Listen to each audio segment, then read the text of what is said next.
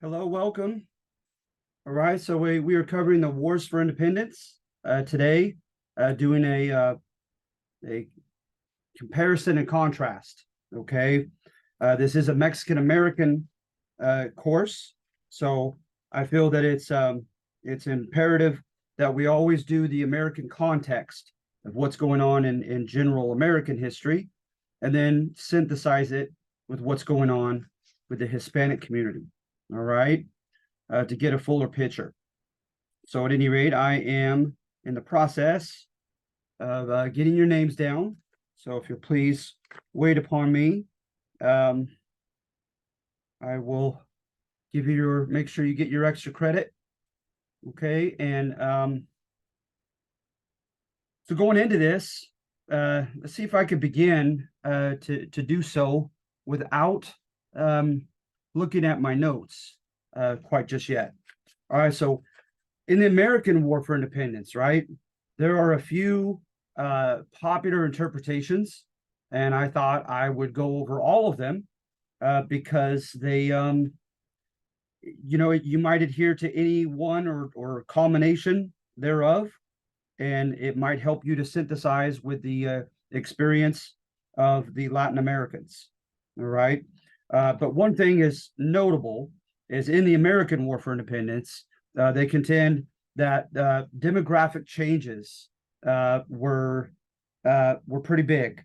The community, let's see here, the American colonies blew up in number demographically. Cities exploded and in population, and a lot of people moved from the cities out to the peripheries, out onto the western frontiers. And the French had just lost the French and Indian War against the British, right? So the British have just won basically North America, the Atlantic coast of the United States, future United States, known as the British 13 colonies, and as well as upper and upper Canada and just all of Eastern Canada from the French. So now they have the problem of trying to deal with practical issues, right? Look at the logistics of everything. They're in charge of a lot more land now, and so they need to make some bureaucratic changes, right? Collecting taxes, sending soldiers, etc. So that's going to add tension to the American War for Independence. Also, the fact that English rights, English common law is an organic amalgamation of lots of different things. It goes by precedent, right? Things set, examples set in the past, and so they follow judicial rulings by judges. They follow laws made by Parliament. They follow executive decrees given by kings and queens, and they mix them all together and trying to decipher what exactly constituted each demographic's rights within Mother England. And of course, that was further complicated to know what were the rights of people in the colonies, right? Seen as being subjugated by Mother England. So you have a few colonies that made it very clear that they stated in the charters that they shall enjoy the full rights of Englishmen in said colonies, but other charters did not say such. All right. So it was a mess. There was a lot of legal ambiguity as far as what the English Americans' rights exactly were. All right. Then, in addition to that, you had an ideological revolution known as the Enlightenment from the 1740s on. And of course, that was supposed to be a philosophical upheaval, right, against what they called the Ancien regime, against the old world way of doing things. So one of the things that it pertained to, by and large, in multiple disciplines, was natural rights, right, and the way that natural laws and natural rights. They believed, many of them were deists, so they believed that the world was created by a creator who was like a great clockmaker, and he operated everything by natural laws. including humans, how they interact, how they behave, how they react to certain stimuli, etc. So in that, in this kind of more mechanized way of looking at things, worldview, but they made some absolute values. One for sure is the Enlightenment was very anti-tyranny, right? They did not want oppression of any sort by one man, right, in the form of somewhat of an autocrat, by a few, group of a few, which would be known by the Greeks as an oligarchy, or even you could be terrorized by the majority, right, in the form of a ugly form of democracy. So at any rate, they were for trying to prevent tyranny and try to make everything operate by natural laws, because whatever is natural is most healthy, is most beneficial for mankind, etc. That this creator God, this big watchmaker, knew exactly what he was doing. So at any rate, you get big ideas like the social contract, the idea, right, that they surmise that the first human beings may have lived in a state of nature, like in a state of anarchy with no government, no institutions yet, kind of each man and woman for himself.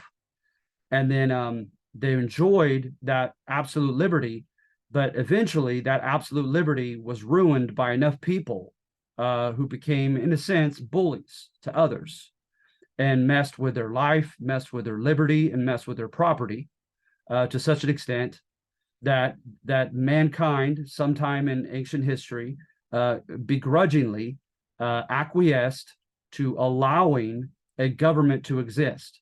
But that government was to exist as their servant, not as their master. And that government was to protect their natural rights, such as to life, to liberty, to property, right? So the social contract became big in dialogue and in phrases throughout the Enlightenment. Then other types of natural rights that were exclaimed. One was self-cultivation. That was largely by Diderot and Condorcet, two guys that wrote an encyclopedia. And they contended that people ought to be free to rise as high as their talent and their diligence can take them. And there shouldn't be any artificial boundaries whereby only the noblemen are allowed to do this for a living or given this position and so forth. So really they're talking about meritocracy, right? They're talking about everybody getting what they merit, what they earn, what they work for. And I don't know, but I like to think that Diderot and Condorcet were on Jefferson's mind when he changed property in the Declaration of Independence to life, liberty, and pursuit of happiness, okay, which they would call self-cultivation. So you have that. You have the rights of suspects, because, you know, the rights of suspects were horrific by today's standards. You were guilty until you could prove yourself innocent. You were not entitled to a speedy trial. You were not entitled to a jury of peers, of your own peers. None of that. That all comes with Beccaria, and an Italian. And Beccaria wrote on this subject, and a lot of his writings, we think, greatly pertain to like 4 of our amendments in the Bill of Rights, right? Dealing with the rights of suspects. So those are a couple examples. Another example that was big was Montesquieu. Montesquieu was, in his idea, any form of the basic forms of Greek government can become tyrannical if run by the wrong people. So therefore, you ought to have a series of checks and balances, right? And so he has this in his book, Spirit of the Laws.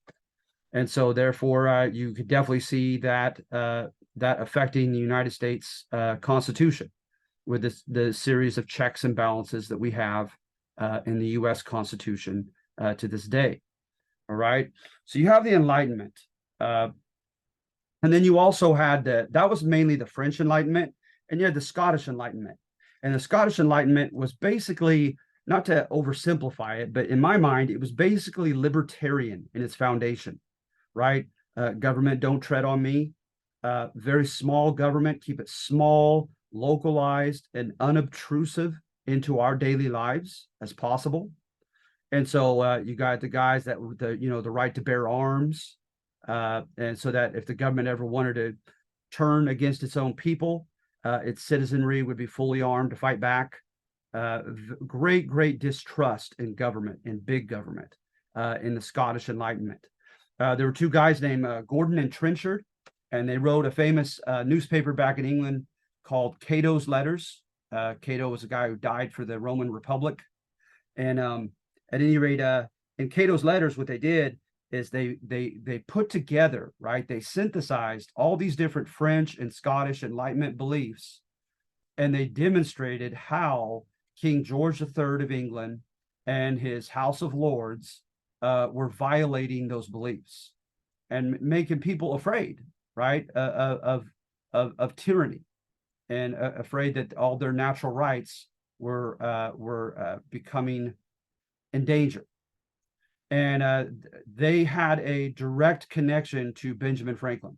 And Benjamin Franklin was quoting their stuff. He was verbatim printing their stuff and allowing the colonists across the Atlantic here in the northern American hemisphere to know what the king and his House of Lords and Privy Council were up to.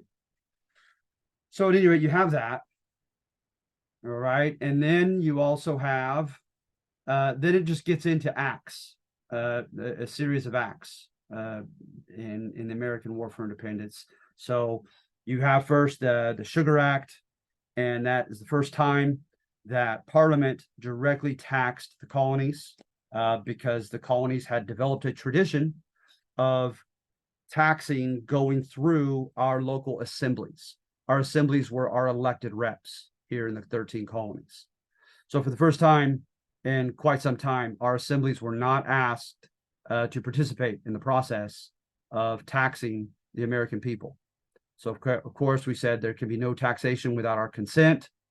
You can't take from our pocketbooks, without our permission, with our elected reps' permission. And so with the Sugar Act, they also put their customs officials back on duty. Customs officials were like the highway patrolmen to ensure the mercantilist navigation laws were being held up. And the navigation laws were pretty unfair by capitalist standards. You had to have the right papers to trade in the right commodities to the right markets, etc. You had to use the right British middlemen to do the trading for you and the selling for you. And of course, they take a share from the profits before they give what's left back to you. But that was the way it was. England said, you're our colony, you exist for our enrichment. And they didn't apologize for it. Well, the American colonists were not having it. And so 8 to 9 colonies, their assemblies wrote a formal protest to Parliament and to the king, saying that this is unconstitutional and it should not be, and that it was economically harmful. And then that was in 1764.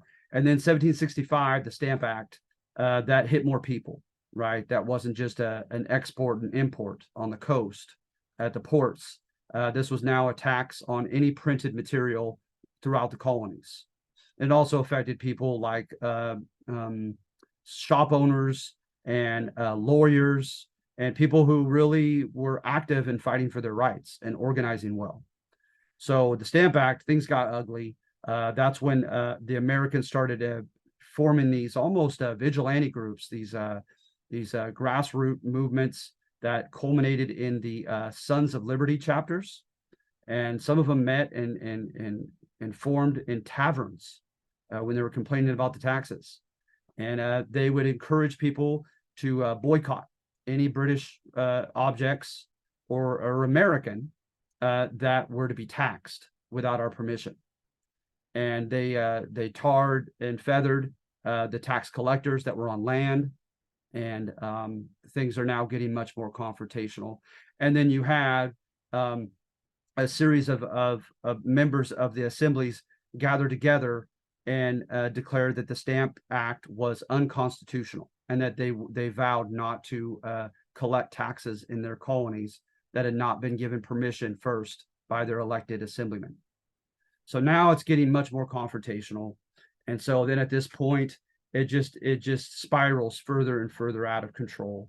You have the Townsend Acts, and other acts where we boycott and we protest, and they drop all the taxes except for on tea, as a reminder and a symbol. And then they gave the English East India Company the monopoly that they alone could sell tea to us. And then we had the Boston Tea Party, right? And we had the Boston Massacre that happened with a fist fight between a colonist and a soldier, and an angry group ran around the colonist who was surrounded by soldiers, throwing rocks and snowballs at the soldiers, and the soldiers fired back and killed 5 people. And so things are really escalating. Massachusetts, in addition to the Boston Tea Party, they acted to enact the Committees of Correspondence. And the Committees of Correspondence were to unite all the assemblies of the 13 colonies. I think Rhode Island was the only one that didn't join it. It went its own way, but Rhode Island was defying the British on its own. But at any rate, they decided with this Committees of Correspondence that whatever happened as an infringement in one colony, they would all back that colony up. And so they were given an ultimatum in the British Assembly by the Royal British Governor of Massachusetts to renege that act to form the Committees of Correspondence. And they voted again, and they voted 92-17 in favor of keeping the act. So they said, okay, you're disbanded. You don't exist anymore. So then shortly thereafter, the New York Assembly was disbanded because they would not agree to the Quartering Act, allowing soldiers to come and take what they wanted from the homes, the British soldiers, and to take quarter in their houses. And so one colony after another was stripped of its official assembly, and that was their voice. So they began to meet in secret, in taverns, in churches, in the woods, etc. They started to communicate through the Committees of Correspondence. And then, of course, the members of the militia had to make a decision. And the members of the militia who stayed loyal to the conservative Tories, who were wanting to put us in our place, became known as Tories. And then those who were loyal to the rebellion became known as Minutemen, boasting that they could be ready at a minute's notice to fight for Americans' rights. And so now the militias are split in half between rebels and those loyal to England. So it just keeps going on until the fighting at Lexington and Concord. The word got out that rebel leaders in Massachusetts were meeting in Concord and gathering ammunition and training soldiers. So Thomas Gage of the British was sent to arrest them. And if they were to rebel in any way and refuse to put their arms down, he was to fire upon them. And just before he got to Concord, he was stopped by Minutemen, rebels at Lexington. No one knows who fired the first shot, but shots rang out and 13 Americans were killed in the first volley. And that was the beginning of the shedding of blood. And that was the beginning of the War for Independence. That would last until 1783. And those shots at Lexington were in the summer or spring of 1775. So it took 8 years to get this America formally independent from England. All right. So at any rate, with the Spanish, you have similar things. You have, for instance, the Bourbon reforms. The Bourbon reforms opened up trade, and it allowed the Criollos and even some mestizos to begin to make more money here in Spanish Americas, which was a good thing because they realized, as an enlightened king, King Carlos III, saw that the monopoly mercantilist system was not efficient economically for making money off the colonies. So he opens up trade, which of course is good for the common folk, but at the same time that he's enriching and broadening the economic autonomy of the common Latin American people, he has taken away their local independence. And it was through the intendant system. So they would put these intendants, okay, in control, in place, and over the cabildos, the local city councils, the alcalde mayores, the mayors, right? Remember how the corregidores were able to do that and come in and veto what the local city councils can do and stuff? They were kind of getting away from that, and now they bring it back with this intendant system. And so, and of course, all the intendants, and you have an intendant, and then you had a subdelegado beneath the intendant in each region, going down to the village level, and they were always Spaniards. They were Spaniards from Spain. So now the criollos, the allegedly pure-blooded Spaniards, but born and raised in the Americas, are furious, and they want political power that is commensurate with their growing economic power, right? As they're doing better because of these same Bourbon reforms. So it's kind of an oxymoron. It enhanced the expectations of Latin Americans by enhancing their economic opportunities, these Bourbon reforms, but they also took away their local autonomy. It took from their political rights. Okay. So at any rate, in addition to that, you have Napoleon, right? Napoleon invades Spain. Okay. And as he begins to, as he takes over the crown and the heir apparent, the crown's son, it was Carlos IV was the dad, and he was despised by the Spanish people, and his wife was even more despised. And their son, Fernando VII, was supposed to take over soon as possible, according to the Spanish people.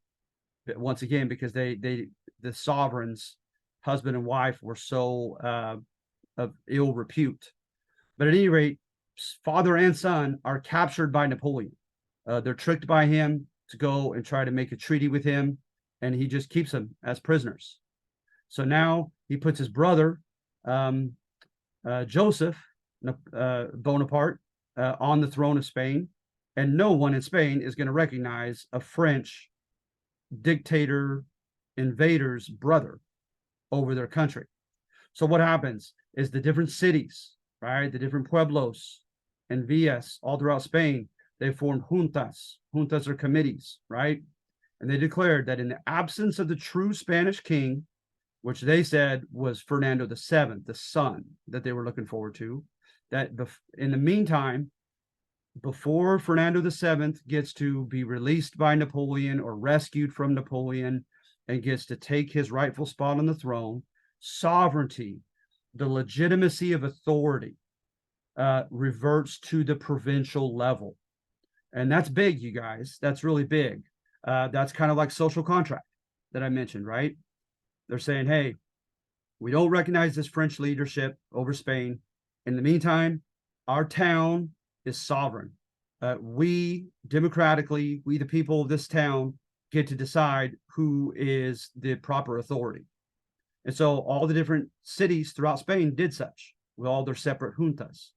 Well, as that happens, the fad, if you will, spreads across the Atlantic Ocean. And they start establishing juntas in Mexico City and Cartagena and in Lima and these other major cities of Latin America. All right.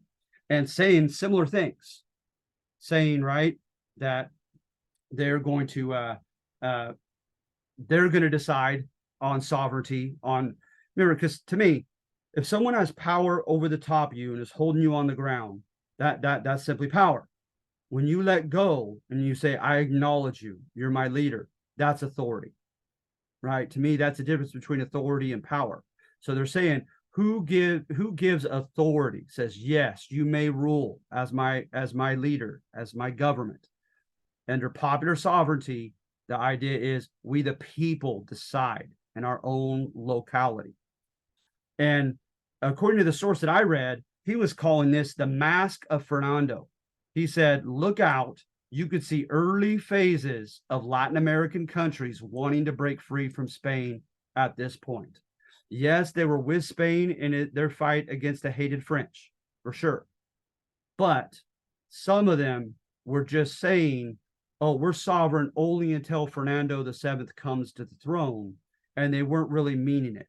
They were using this as an opportunity to declare their sovereignty permanently and decide for themselves on their own government and their own leaders, etc. This gave them that opening, this Napoleonic capture of Spain, of their mother country.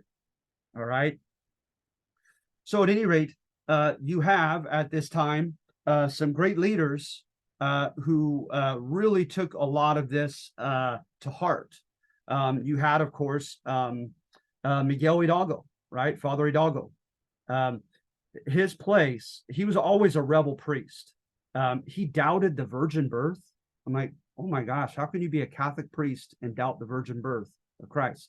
But he was a rebel that way.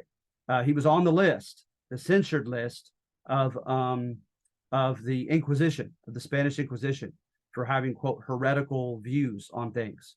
So they kept stripping him of teaching positions from bigger and bigger places and bigger audiences to these remote little poor villages of illiterate indigenous Mexican people working in the mines, right?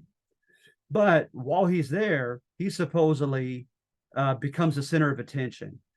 He had one of the biggest libraries in Latin America, and it was filled with Enlightenment books. Okay. Matter of fact, they called it Little France, his place of stay, because of all the French Enlightenment books that he had. And he would host these salons, SALON. And these salons were like, go to your local Starbucks, drink coffee, and talk about, reading Hegel and Marx and Darwin, whatever. You try to find these big, giant intellectual books, and you try to have debate and discussion and dialogue on them. So he was talking about discussing, meeting with people, and having these kind of semi-rebellious ideas percolating in his place. So it didn't just come from nowhere. And so at any rate, he began complaining about the exploitation of his flock, of the poor indigenous people there who were working for nothing at these mines and working just nothing but just drudgery, okay? Dangerous, long hours, etc. So finally, he issues the Grito de Dolores, right? The shout of Dolores. And he calls for the indigenous people to rally with him to do something about this, right? To overthrow the old order in very kind of French Revolution type manner. So at any rate, look at here. Amidst his attempted revolution in 1810, Father Hidalgo progressively declared the abolition of slavery and of Native American tribute, political equality of men of all colors, redistribution of land back to the natives, popular sovereignty, right, and representative democracy. Wow. And he's going to fail, and Father Morelos will take his place. And when they met at Chilpancingo, they had pretty much the same ideas following Hidalgo. Hidalgo wins for a while, and they even offered him, he didn't quit while he was ahead. They offered him a truce, and he was winning most of the battles with his masses of men.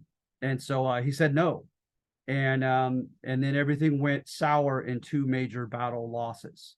And he ended up being captured and defrocked as a priest and publicly executed. And Father Morelos, the same thing right after him. Similar story. So they tried these revolutionary ideas, right, to change Mexico. And then similarly, Francisco Miranda in South America. This guy had traveled to join the American Revolution, then went to France, met Jefferson, and helped with the French Revolution. And he came back with all these pamphlets, but many of them supposedly were written in French. And the illiterate, gauchos and others that are living in indigenous living in South America, they had no way of understanding any of it. But he brought with him the Declaration of the Rights of Man. And that is a very progressive, very enlightened document of the French Revolution. And he tried to spread it out throughout the countryside of South America, and it failed. No one really followed him. He was out of touch with the indigenous. He was a well-to-do, well-dressed, rich-looking, light-skinned Spanish, educated man, and he was not. He and his French ideas did not penetrate the masses. So, at any rate, you have all that happening. And then finally in Mexico, in the case of Mexico, is they had to come to a truce. You had Vicente Guerrero. Vicente Guerrero, he himself supposedly was known as a pardo. He was indigenous, African, and Spanish in ethnic background. And Vicente Guerrero was a liberal. He was for a lot of those things that you saw and read with Father Hidalgo. And then you had a little bit more moderate Guadalupe Victoria, but still Guadalupe Victoria was highly instrumental in their Constitution of 1824. And that Constitution of 1824 is modeled after the United States Constitution. Okay, so he was enlightened. But they just simply could not win in the battlefield. There was one particular man in particular, Agustin de Iturbide. They could not. They lost time and time again to his forces. And then the real question is that, we have primary source material from the liberals saying, well, we tried, we just couldn't militarily win. So you got to do what you got to do. We got to meet in the middle. But why Iturbide and Santa Anna and the conservatives decided to go toward the liberal left and meet them halfway is still a mystery to me from what I've read. But at any rate, they did. I'm sure they had their agenda and they had their own ideas of probably their ideology winning out, as you'll see soon. But at any rate, they met and they formed the three guarantees, right? So they said that they'll have a constitutional monarchy. So still a monarchy, that's pretty old school, but at least it'll be limited in power by a written constitution, right? Again, a compromise. The maintenance of the governmentally established power and privileges of the Catholic Church. Well, that's clearly conservative, right? And equality between Spaniards born in Spain and Spaniards born in the Americas. What about everybody else? What about the masses who were mestizo, indigenous and Spanish? Nothing is said for them. So that's a pretty conservative middle point to meet. Okay. So at any rate, when King Fernando VII came back to the throne, he was uber conservative and he wore out his welcome in Latin America very quickly. Remember, they were the ones saying, we're sovereign for now until Fernando VII, the son, takes the throne. Well, when he took the throne as a teenager, nobody liked him. He pretty much went back to declaring divine right to rule and treating the colonies as mere colonies, etc. So even the conservatives were like, you know what, fine, let's break free, as long as it's sufficiently conservative for our taste. All right, and so at any rate, so Iturbide, he ruled over Mexico, but get this, he's supposed to be, he's a monarch, but as Emperor Agustin el Primero, right? Emperor Augustine the First.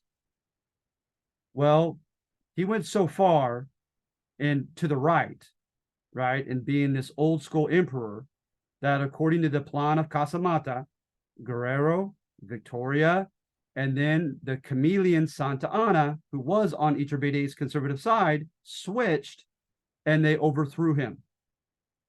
And they formed a federal republic in 1824. That was modeled after the US one. Guadalupe Victoria will go one complete term from 24 to 28 as the elected leader. There was one rebellion that was put down, but after him, not a single president for decades will complete his term. There will be coups, right? COUPS, a blow to the state. There will be coups, revolutions. people scrapping the old Constitution and putting in the new, etc. So going back to the American one in a comparison, you could compare them by just saying the Americans were led by self-interest. This is known as the salutary neglect thesis. Salutary means healthy, right? So that the British neglected the American colonists, but it had a healthy effect. That because they were not doing their job in enforcing the navigation laws, remember the mercantilist restrictions, having the proper paperwork to do this or that for a living, the Americans smuggled and did as they pleased economically, and they enriched themselves during this time of neglect. Okay. Then secondly, our assemblies began gaining more and more powers, establishing more and more powers. So like there was one famous case with an assembly whereby they promised the governor, you let us have a trial of his peers, and we promise you, instead of you, the governor, and your military cohort charging him for smuggling, we promise you we'll find him guilty. And they did, but what did they establish? They established the precedent of the assembly calling forth a jury of peers for their fellow colonists who were accused of crimes. So they would do things even one time, and they'd say, there you go, according to English common law, we just gained that right. And so Benjamin Franklin went to London when things were getting tense, and he had done his homework. And he knew specific court cases, specific legislative cases of assemblies, specific allowances of royal governors that gave the colonial assemblies this power, that right, that power, that right. And he gave the year, the instance, the place, and everything, right? And he said, hey, your English common law, it's organic. It's like a living, growing organism.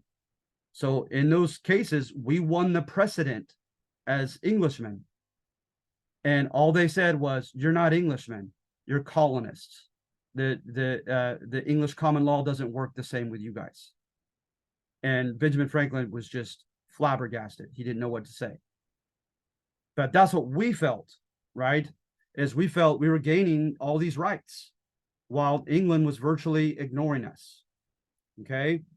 So then when they came and fought the French and Indian War, their soldiers, when they came and fought here, they saw how economically well off the farmers were, the businessmen were, the merchants were, etc. And you have plenty of primary source materials of British soldiers writing home and complaining and telling their officers, these Americans live better than we do back in England. And then you also have evidence of the assemblies being very stubborn with the British when the British, at least, were fighting against the French, because they're fighting for control of North America. And the British argument was very simple, is the British would afford us more economic opportunities and more political liberties.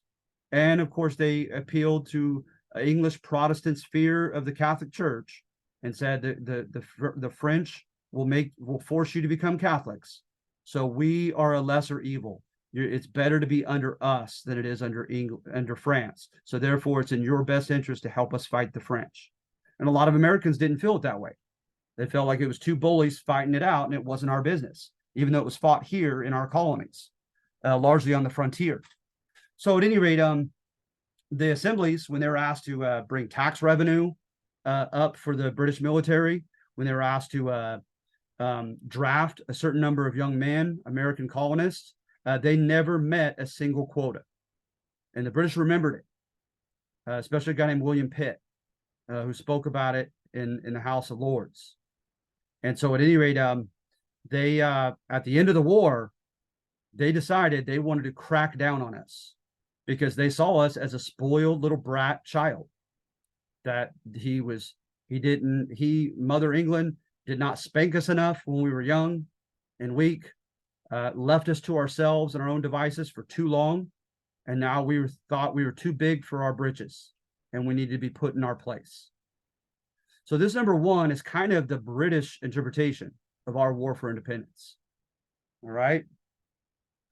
Then the second one is what you hear in school, in K through 12, oftentimes, right?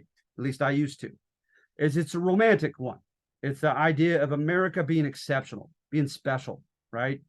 That we're not born just upon greed and desire for wealth and desire to do as we please economically, but it's something grander than that, right? It's something more romantic, as we contend that we were born on these lofty ideals, these ideas of the French and Scottish Enlightenments, right? That we were born upon, that man's natural rights, the social contract, checks and balances, the consent of the governed, et cetera, a free economy, right? Under Adam Smith in his Wealth of Nations book. So all of that. So the idea is there is evidence that our literati, right? Our literati were our American leaders who had the education and who had the leisure to sit down during the day, during the week, and just read material and read books, etc. So you had John Dickinson, you had John Adams, you had, of course, Thomas Jefferson, you have Benjamin Franklin, okay? Those type of guys, the American literati. They're reading all of this stuff. They're imbibing it from France and from Scotland, right? And what they do is they put it out and print it and speak it in layman's terms. They truncate it, they summarize it, so that the average, very poorly educated American, barely literate American, can understand it. And he said, you have plenty of evidence of, like, Sons of Liberty chapters. A lot of those guys were scarcely literate running those chapters. And they spoke about natural rights, social contract, etc. And when they would write it out, they did not take it out of context.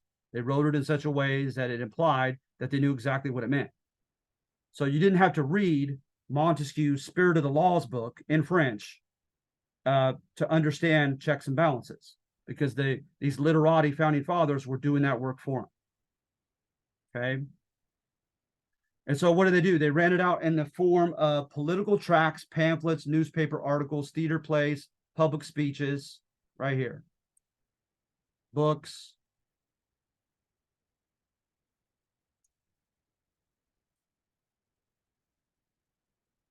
This is by Bernard Bailyn. It's called The Ideological Origins of the Revolution. So you know that he believes that the War for Independence was fueled by ideas from that title. And you know that he thinks it was a genuine revolution. Remember, a revolution to some people is, you look at the three realms of society that history puts it in, right? The political realm of government, the economic realm of economics, and the social realm of culture. All three realms ought to be turned 180 degrees, total opposite, total upside down, for something to truly be called rightfully revolutionary. So American historians don't agree to this day whether this was a true revolution or whether it was a just a war for independence. And number three is George Washington. From the biography on him, is he believed, even without reading Diderot and Condorcet and their notions of meritocracy, he believed it was common sense that the best and most capable ought to run everything and ought to be given the best positions and make the best money, et cetera, and that political patronage is like knowing the right person and getting support from the high-ranking person to get that job, that appointment. To him, it was unfair and it was stupid, because you're putting foolish people, inept and unqualified people, in positions just because they're well connected with their family, etc. So you had a guy named Braddock, and Braddock got the position that Washington wanted, and Braddock was killed at Fort Duquesne, and Washington took over from it, tried to make good from the losses. They still did not take Fort Duquesne. But he contends that he made things a little less bad. And Braddock was not cold in the grave. And Washington was already writing, complaining, saying, way to go. That's what you should expect, putting that idiot Braddock in that position. I should have been in that position. I had a lot more experience with combat out in the wilderness and using guerrilla warfare, etc., etc. And then he had middlemen that did his selling of his farm produce for him. And they took a big chunk, and he always felt like they didn't get as much money as they could out of his products and were selling them in the wrong markets. And he thought that was foolish and stupid and unfair, that he should be able to smuggle and sell his own stuff his own way. So in this one, it's kind of revisionist. It's saying, right, that Washington had a lot of self-interest that was thwarted by the British, and that may have caused him to join the rebellion because he didn't get what he wanted. But it's mildly revisionist, I would say, in this book, because he wants a society that's fair, that's based on merit. And then lastly, this is a very cynical one, you have evidence of a growing gap between the founding fathers and the regular citizens. When they were fighting, the founding fathers had the feathers in their caps and rode the horses. They could instill discipline on the people. That included, in one case with the New Jersey militiamen, lining some up and using the firing squad to kill some of them that engaged in a mutiny in front of all the other men. It included whipping, depriving of food. Then at other times, they would promise them bond certificates, right? Giving them a bond certificate as if they had paid money to the Continental Congress, and the Continental Congress was going to pay them back plus interest, when they really hadn't lent the Continental Congress anything, but just their service. And they offered them land in the Ohio Valley. So Zinn looks at that and says, look, the common people knew that this was not their fight. They didn't think of this as their fight. They saw this as one elite class trying to overthrow another elite class. And they're trying to use us poor as their cannon fodder, as their soldiers. So early at the time of the Stamp Act and other times, there was mob violence. And John Adams wrote to Sam Adams and said, hey, cuz, the common people are beginning to scare some of us. He said they're going to all the well-to-do homes and destroying and looting. He said, tell them that many of their allies have these well-to-do homes. To tell them to concentrate and discriminate against the British, not against us. So Howard Zinn runs with that, and he contends and he shows evidence of poor people in frontiers colonies writing letters of complaint to the royal governor about their own elected assemblymen, saying their own elected assemblymen were aloof and arrogant and were parasitic vultures, always taking tax money from them and caring nothing about them. And those assemblymen would end up being the founding fathers, the leaders of this revolution, this war for independence. So, to Howard Zinn, very cynical thesis, he says the founding fathers saw the poor's indiscriminate anger toward the well-to-do, all the well-to-do, and they deflected the poor's anger and manipulated the poor into using the British as a scapegoat for the poor's frustrations, telling them it's the British who are at fault for all your woes. Help us get the British out and we'll make a whole new country that's much better for you. So that's Howard Zinn's thesis.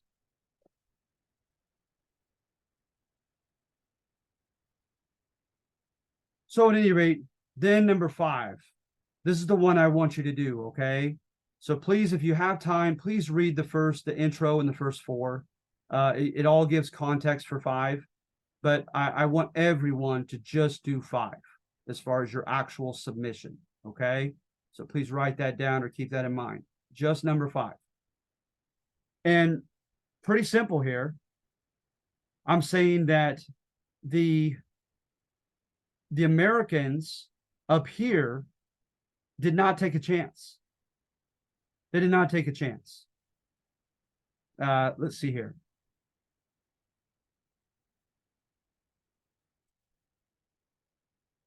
Look at here. Claims for self-determination, states historian John Charles Chastain, were only for people of European descent in the U.S. Conversely, wars for independence were fought by and revolutionary claims applied to a, quote, non-white majority in many Latin American nations. The Latin American wars for independence took on slavery. Our founding fathers were cowardly in that respect. They capitulated to the Southern reps and made a deal with them and allowed it to be a state issue, a state-by-state issue. Article 1, Section 8 gives Congress its specific powers. Nowhere in it does it say Congress could end slavery in any of the states. That's going to be a problem for future generations up through the Civil War. With the Southern states saying, show us in the Constitution where Washington, D.C. can tell Alabama what to do with Alabama slaves. So we didn't take it on. Then citizenship. Okay, how about just at least, it's still pretty weak, but okay, how about Anglo-Saxon, Euro-American male citizenship? They didn't even do that. They let each state decide, and they decided on white Anglo males who owned a certain amount of property could be citizens, almost without exception, in every state in the U.S. What about the Native Americans? They called them a nation within the nation. Anytime, you guys, the Native Americans in particular have been put under paternalistic terms, like the government is their dad, look out. Because exploitation, tyranny, dispossession have always followed. Beware of paternalistic rhetoric. Like, we are your father figure. We'll teach you the proper ways of civilization. We'll protect you. That's exactly what the federal government did with the Native Americans.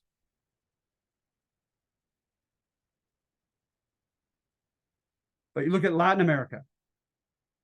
They flirted with land redistribution. You think the founding fathers, you think Jefferson, our liberal, you think he gave up his slaves?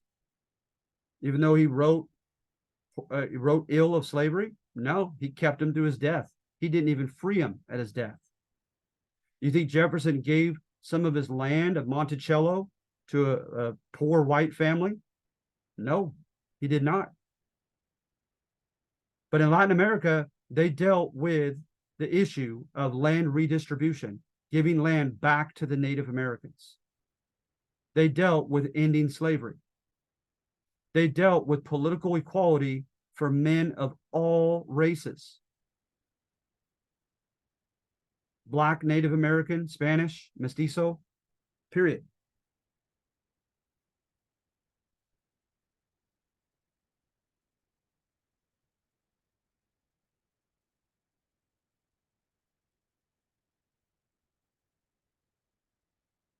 So this type of boldness elicited an equal and opposite reaction in Latin figures who stood for the Ancien regime, the old order of things.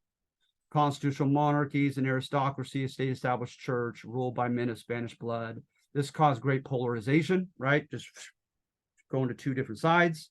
Many civil wars and coups, or military takeovers, and great instability. But at least they had the courage to really shake things up. So here's what it's gonna continue on in the next assignment, and that is the Latin American countries, particularly Mexico, in the early phases of their republic, are going to be very, very unstable. They're going to have tons of civil wars, tons of uprisings, tons of scratching of the old constitution and writing a new one, and then scratching that one and writing a third one, etc. And what I'm saying is, yeah, that there's a good reason why that happened. It's because people in Latin America were much bolder and tried to go much further to the left in exacting change, right? Remember in the States General during the French Revolution, the Gironde were in control. Those who sat on the left wing of the chamber wanted change, radical change. So left wing, right wing. So the Latin Americans went way further to the left wing. And so it caused an equal and opposite reaction. So others polarizingly went far to the right wing to counter them. And when your gap in the ideological spectrum becomes too broad, when the other side wins, it comes to you intolerable. It becomes to you the end of the world. You can't tolerate it because it's so fundamentally different from everything you believe in. Conversely, with the gringos up in the US, I make the argument that their ideological spectrum was narrow. It was narrow. They did not take on slavery. They did not take on Native American rights, not take on women's rights. They did not engage in land redistribution. They were not for universal citizenship. They were not for democratic government. When you look at our Constitution, it's not a democracy, right? It's a republic. It's a mixed government. And so when you look at that, the left and right weren't that far at all. Okay. And so when one won, it's not the end of the world, and they know it because they're really not that far in the spectrum. So the US becomes more stable in its early republic because of that narrow, not just because, but I think for sure a part of it was because of its narrow political spectrum. And when John Adams and Thomas Jefferson acted like it'd be the end of the world when the other one won, Thomas Jefferson's men said that John Adams would try to be a king or an emperor, that he would shut down Congress. John Adams said that Thomas Jefferson would start a French Revolution and start massacring the rich just for being rich and engage in land redistribution. That's baloney.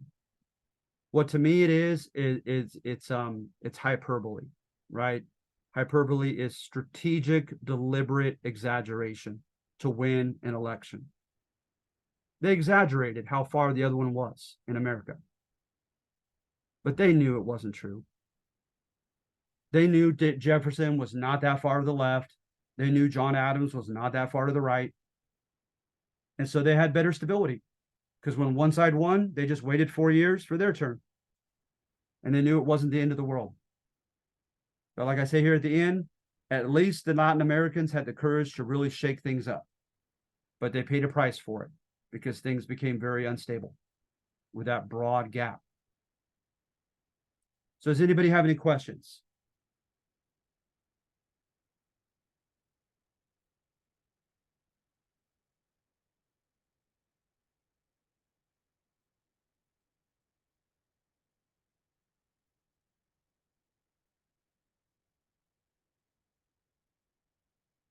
All right, so remember, everything is context until number 5.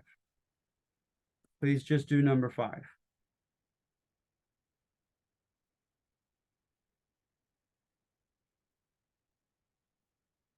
All right, can I get a thumbs up from anybody? You guys feeling a little bit better about the assignment? Thank you. Thank you, Tua. And if you're not feeling better, before we cut off here, by all means, unmute yourself and ask me any question you like.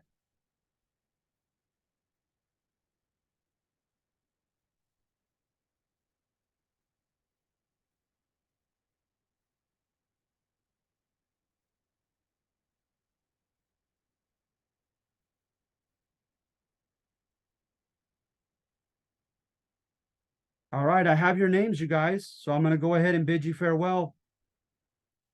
Oh, also, you guys, is I don't know what happened, but I could have sworn I posted your test and it's not posted. And you're supposed to be doing it right now. So I'm going to post it soon and I'm going to stretch it out, obviously, when it's due and give you some time to do it. But yeah, I can't believe that happened. I don't know what gave me that notion that I posted it when I didn't. So look for that, but also stay on top of the assignments, as I'm going to put a couple more assignments, post them soon as well. But I'll send a message to everyone about the test.